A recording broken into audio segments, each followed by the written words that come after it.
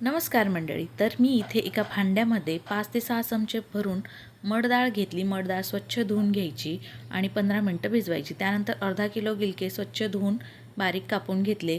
कढईमध्ये 2 पळी तेल टाकलं, अर्धा चमचा मोहरी, अर्धा चमचा जिरं आणि एक मोठा कांदा बारीक कापलेला तो टाकून मस्त गुलाबी रंगावर परतून घेतला.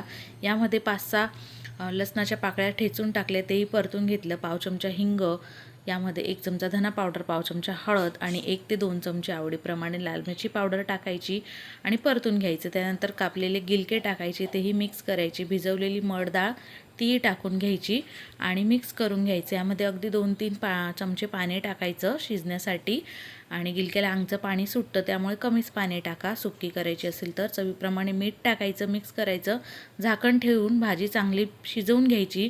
सुक्की आवडत असेल तर सुक्की करा, ग्रेव्हीवाली आवडत असेल तर पाणी टाकून मस्त उकळून घ्या. भाजी तयार आहे. भाकरी चपातीसोबत खाऊन घ्या. बाय.